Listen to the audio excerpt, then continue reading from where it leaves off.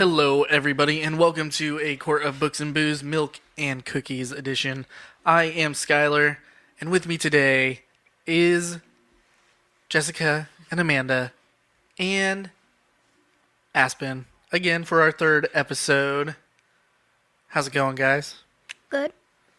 Pretty good. Yep. How you feeling, Aspen? Good. Yeah? Mm-hmm. Sleep good? Not really, because I went to sleep at like 9:30, so. That's late. It was a little late for you, huh? Wow. But it's on the weekend, so who cares? You've got extra time, huh? You know what? When we're recording at 2 a.m., that's what I say too. It's the weekend. Who cares? 2 a.m. Jeez. Mm-hmm. We were. Yeah, well, we just finished recording last night a 5-hour episode. Aspen. What? Yeah. Yeah. But this is only like a 30-minute episode. Yeah, Yeah. Definitely. It's Because our longest one for sure. Because I do not want to stay here for 5 hours. I think that's fair. I would be like, boring. But good, this isn't boring for me. Yep. That's right. That's right. You been having a good weekend? Yep, What'd you do this weekend? a lot. Yeah? A few days ago, I learned to ride my bike without training wheels, so That's so exciting. Great job. Wow. You're growing up, man. I actually am. You are, yeah. Nice. I saw that you planted some flowers for Earth Day. Yep, That was really cool. What colors were they? orange and purple-ish red. Yeah. That's really cool. So you're going to be responsible for taking care of them and... I think one of them was a Yes, hurry. magnolia. Very nice. I don't remember what the other one was, though. It's a Narnia. Oh, Narnia? Well, I mean, you're on par for the podcast. That is a book. We should do that for a kid's book. Because that is a kid's book. We have talked about that. Maybe we'll do that one sometime. Yeah. You just got that set for Christmas, your birthday? The whole, yeah. the little mini Narnia book? Yeah. I almost said Naruto, but yeah, Narnia books. I want Naruto books. He would be on that podcast too. Yes. There it is. Definitely. Quart of Books and Booze, Sake Anime edition. Not adult edition. Kakashi Sensei edition. Wow. Getting specific. You can take my place for that one. Yeah. Yeah. Nick can have mine for that one. That's so funny. All right, guys. Well, this week we are talking about where the wild things are. Children's book by Maurice Sendak was published in 1963 and has since been adapted into an animated short film, a live action, an opera, Oh, wow. apparently. Pretty crazy. Yeah. Who knew? Interesting, right? I didn't. I never heard of this book. Before you read it today? Yeah. Yeah, pretty interesting. Okay, so Aspen, tell us about the book. Oh, these I have small headache.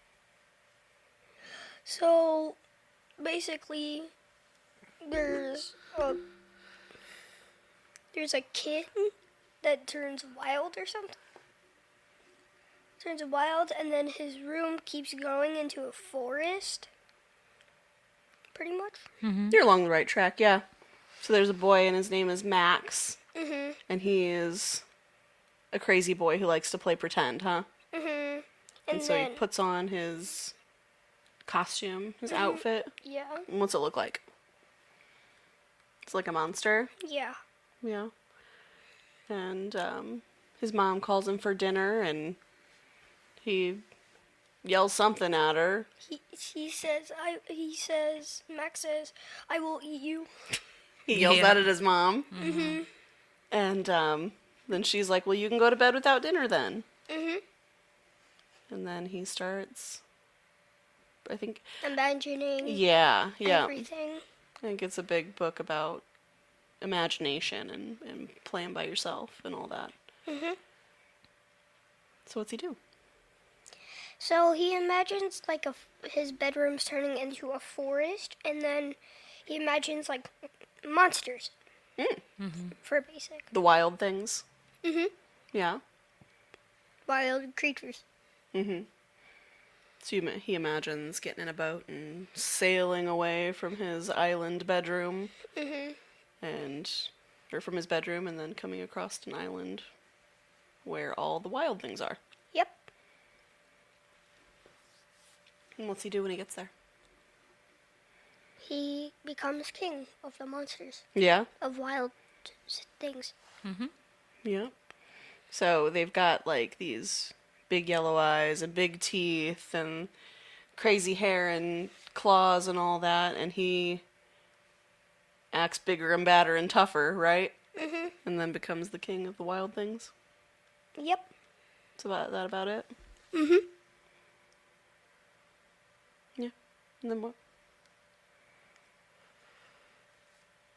And then he leaves the forest, comes back to his bedroom island, and then it's a normal bedroom again, and then he comes for dinner.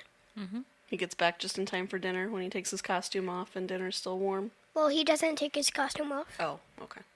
But his mom leaves dinner in his room for him. That's what brought him back to his bedroom. Because he could smell the food. Right. Gotcha. And it's still hot and ready.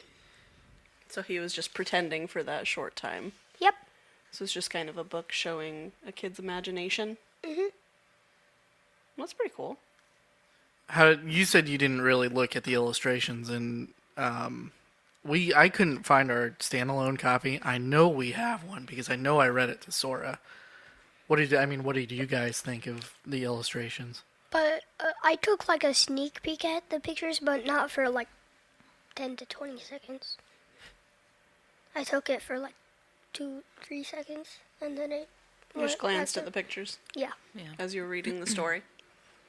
I like the style of illustrations where, because you have a lot of kids' books that we've talked about before that are very vibrant in color. Every inch of the page is full. This was not like that. And maybe the standalone book is, but this was in a collection of others. I'm not sure. But it's a small picture in the middle of the page, maybe 2 pictures. But they don't take up the whole thing. All the colors are very muted. So we're talking like very, very much earth tones and things like that. And it was a nice breakup of, I think, what we imagine normal children's books to be. And they were really good detail. I mean, you got the crazy monsters with the big teeth and the eyes, and you could see all that detail. The pictures didn't change much from picture to picture. Right. But it was just slightly different alterations, kind of like the Giving Tree. Yeah. Just kind of different each time. A little bit different from Right. each time, because pretty much every picture there's the tree, and pretty much in this book every page is Max or the monsters. Yeah. Yeah, and you kind of start, where he's acting crazy, goes to his bedroom, then he goes to the boat, then he's in the forest with all the monsters, right?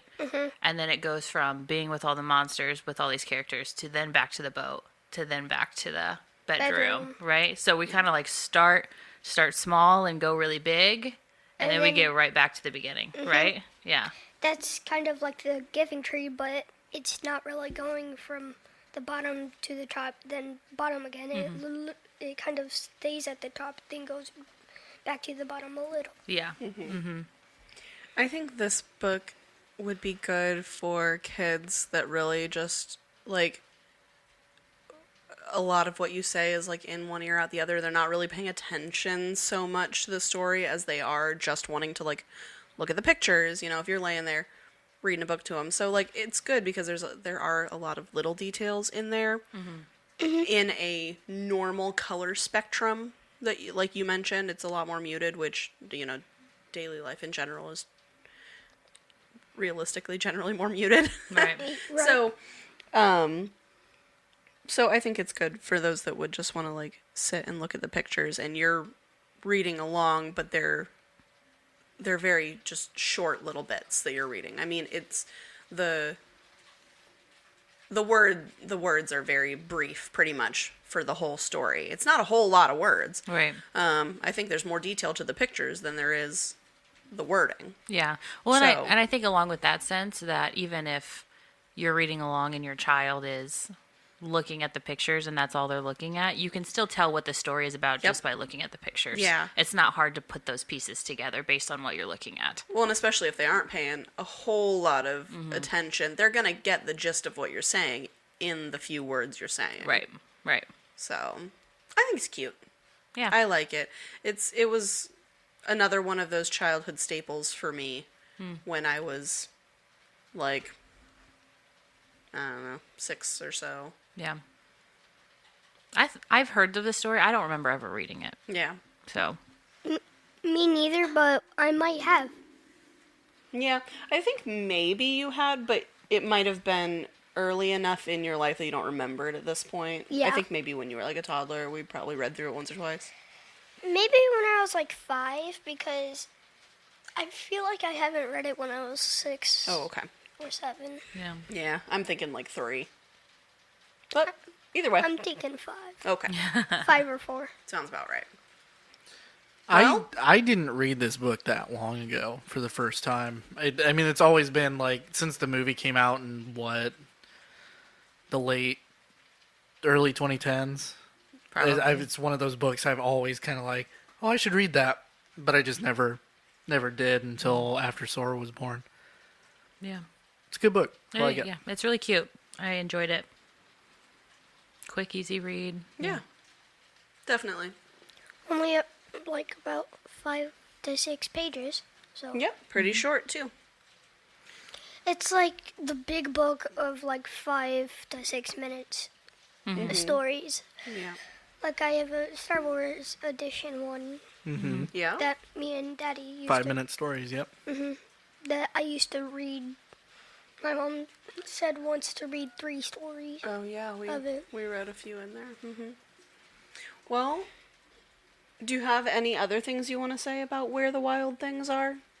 It teaches you to like don't always ask for friends. Like if they can't play, don't be sad. Yeah, it's To have an imagination and you can play very well on your own. Because there's a lot you can think up. Yep. That's a good point. your imagination is a very, very strong thing, right? And you have a very strong imagination. I do actually. All right, Aspen, if we're rating this book on a scale of 1 to 5, what do you give it? 1 to 5. Yep. I'd give this actually a 4.5. All right. Jessica? I'm going to go 3.5. I'm going to do a 3. It was cute.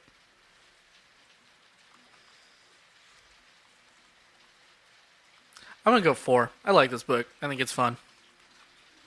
It's just, it's just right up my alley. The earthy tones, the... Yeah. Yeah. Super cute. All right. All right, guys. Well, anything else you wanna add? Nope. All right. Well, listeners, I apologize for all the little thumping in the background in the middle of recording. It did start to snow, so Yeah. hail. So that's bouncing off our breezeway lights. Thank you, everybody, for listening to A Quart of Books and Booze, Milk and Cookies edition. Today, we're eating my favorite cookie, Woo! Nutter butter. the Nutter Butter. And every time I think about it, I think about Rhett and Link and the Nutter Udder. I forgot about that. Wait, what? I haven't watched that. I haven't watched that one. We'll go pull it up when we get inside. Thank you. I want to watch that. You can find us anywhere you listen to your podcast and on social media at Facebook and Instagram. you may also find us at YouTube. Just search A Court of Books and Booze. If you liked what you heard here, make sure to go check out the other podcast at the Golden Mojo Entertainment network of podcasts. That includes The Call Guys, Indiana Chiefs Fans, Golden Image Podcast, the United States of Paranormal, And MurdNerds. and MurdNerds. So, All right. All right. Till next time, huh? Read with you later.